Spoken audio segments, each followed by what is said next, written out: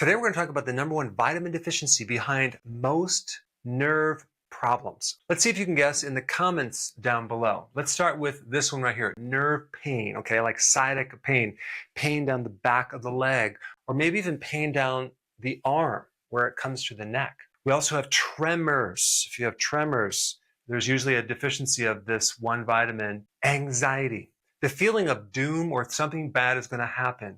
You're constantly solving problems, right? That's coming from a deficiency of a certain vitamin. ADHD, attention deficit hyperactivity disorder, or attention deficit disorder.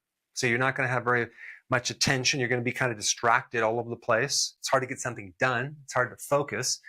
You have a lot of projects you started, but you can't seem to complete them. OCD, this is a compulsive disorder, which a lot of people have, or even psychosis. The more deficient you are with this one nutrient, the more severe the mental issues are going to be, okay? Then we have the racing mind right before bed, and this is really going to keep you from going into a wonderful sleep. So you usually have insomnia. It takes you a long time to get to bed because you're constantly thinking and you can't turn it off. Then you can have something called lactic acid buildup. Restless leg syndrome. I had this for a long time, many years ago. I had to literally wake up in the middle of the night and pound my legs because I had so much lactic acid building up in my legs. Lactic acid also affects your oxygen, so you're going to have air hunger. So it's going to be hard to breathe and get enough air. And you'll have low tolerance to exercise. Burning feet. Now, this has to do with a term called peripheral neuropathy, because the nerves, especially in the bottom of your feet, are surrounded with a coating called myelin. So this deficiency of this certain nutrient is going to create a breakdown of the myelin or coating or protective layer around the nervous system, and you're going to start to short circuit that nerve, and one big symptom is burning feet. But it can also be numbness or any type of weird sensation that's called paresthesia in the bottom of the feet. It can happen in your hands as well. It's usually related to diabetes, but it can also come from many other things. And then we have something called the autonomic nervous system. That's the system that works on automatic. There's two types.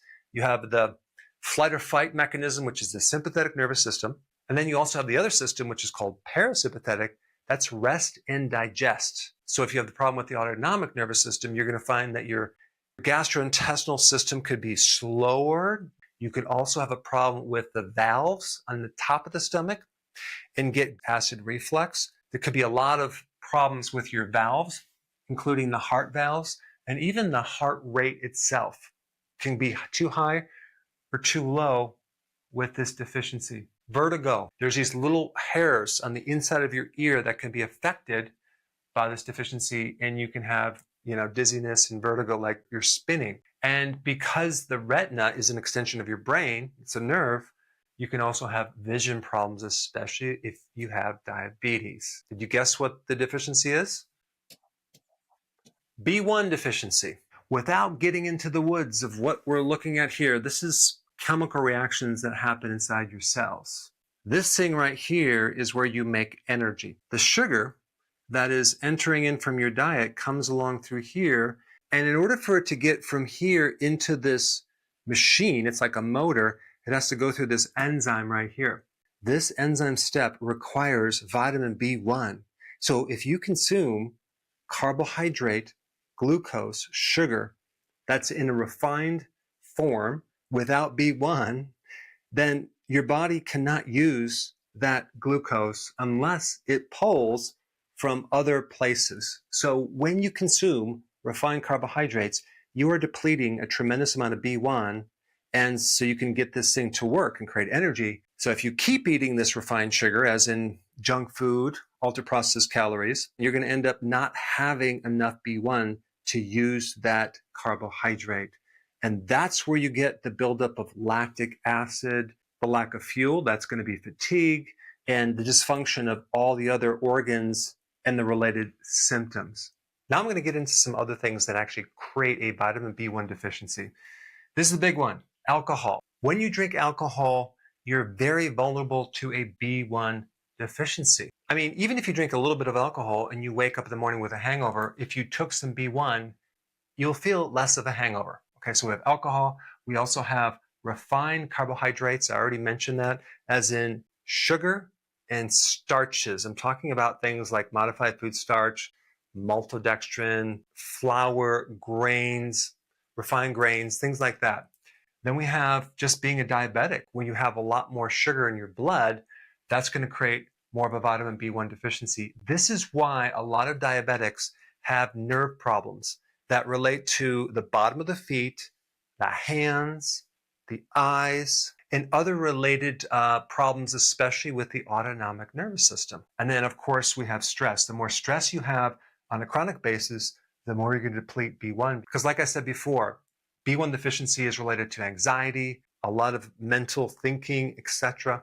So this is why when you give someone some B1 and they're in this nervous tension state, within minutes, they feel relaxed. They can finally calm down. They can breathe better. The type of B vitamin I would recommend would be a natural source, nutritional yeast. Either, put some on your salad or even get them in little tablets. Other things that can create a deficiency: caffeinated tea. If you're just drinking a little bit of tea here and there, it's not going to be an issue. But if you're a chronic tea drinker and you drink a lot of tea, well, you better make sure you take more B1. Also, raw fish can create a B1 deficiency.